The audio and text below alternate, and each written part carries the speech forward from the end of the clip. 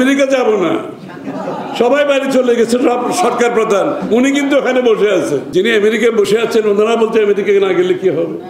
হ্যাঁ, ওখানে সব দেশের রাষ্ট্রপ্রধানরা, সরকার প্রধানরা বক্তৃতা দিয়ে সবাই বাড়ি চলে গেছে, কিন্তু আমাদের অনির্বাচিত প্রধানমন্ত্রী বসে আছে। কিন্তু কি মজা না? আমেরিকা যাব না, সবাই বাড়ি চলে গেছে, সরকার প্রধান উনি কিন্তু ওখানে বসে আছে। ওনার কামটা কি ওখানে? হ্যাঁ, ওনার কামটা কি ওখানে? আচ্ছা, আমি আমেরিকা যাব না, ওনার মন্ত্রীরা বলে আমেরিকা না গেলে কি হবে? আবার কেউ কেউ সরকারি কর্মকর্তারা বলে আরে আরে মশাই, আপনার আমেরিকা যাওয়া না যাওয়া নিয়ে কারো কোনো চিন্তা নাই। বাংলাদেশের মানুষের 18 কোটি মানুষের আমেরিকা পশ্চিমা দেশ, গণতান্ত্রিক দেশে যাওয়া আসার সকলের জন্য চিন্তার বিষয়। এই সমস্ত দেশের সাথে আমাদের সবচেয়ে বেশি ব্যবসা হয়। এই যে আমাদের গার্মেন্টসের সবচেয়ে বড় রপ্তানির দেশ হচ্ছে আমেরিকা, তারপরে হচ্ছে ইউরোপিয়ান ইউনিয়ন, তারপরে যুক্তরাজ্য, ইত্যাদি ইত্যাদি ইত্যাদি। আরে মশাই, আপনি আমেরিকা যাবেন না, আপনি কোথায়? এটাতে আমার চিন্তা না। আমার এই যে গার্মেন্টস কর্মী, 20-30 লক্ষ গার্মেন্টস কর্মী, এরা তো চাকরি চলে যাবে, এই শিল্প তো ধ্বংস হয়ে যাবে। এইখানে রোহিঙ্গাদের সবচেয়ে বড় সাহায্যকারী দেশ হচ্ছে আমেরিকা, $2 বিলিয়ন উপরে। আর যারা এই সরকারের পক্ষে দিচ্ছে তাদের সাহায্য সহযোগিতা নাই বললেই চলে। এখানে এই দেশে সবচেয়ে বেশি বিনিয়োগ আমেরিকার, ইউরোপিয়ানদের। তা আপনি আমেরিকা যাবেন না যাবেন সেটা তো আপনার ব্যক্তিগত ব্যাপার।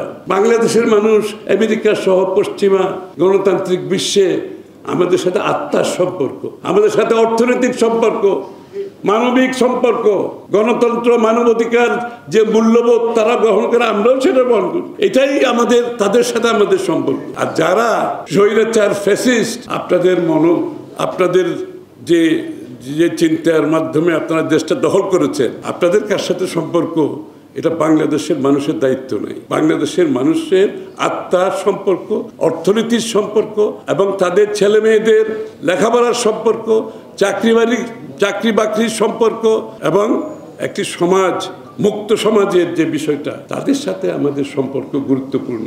আপনাদের জন্য না হতে পারে, সেটা আমাদের দেশের মানুষের জন্য গুরুত্বপূর্ণ। তাহলে আপনাকে ক্ষমতায় রাখার জন্য আমরা আমেরিকায় যাব না? হ্যাঁ, বাহ কি মজা!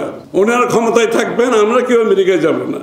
ওনারা ক্ষমতায় থাকবেন, $100 বিলিয়ন দেশ থেকে পাচার করে দেবেন, ওনাদেরকে ক্ষমতায় থাকতে হবে। ওনারা দেশের বিচার ব্যবস্থা ধ্বংস করে দিয়ে ওনারা ক্ষমতায় থাকবেন, কি মজার কথা না?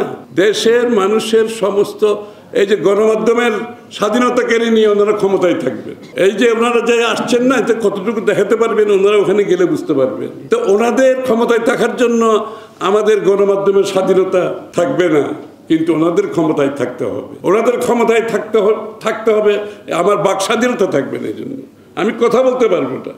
আমার বিরুদ্ধে কি ডিএসএ, ডিজিটাল সিকিউরিটি আইন, এখন আবার এটাকে সাইবার সিকিউরিটি আইন করে আমাকে, সাধারণ মানুষকে কোথায় কোথায় জেলে যেতে হবে, মামলার জন্য দৌড়াতে হবে। আপনাদের ক্ষমতায় রাখার জন্য বাংলাদেশের মানুষ সব কিছু উজাড় করে দিয়ে দেবে।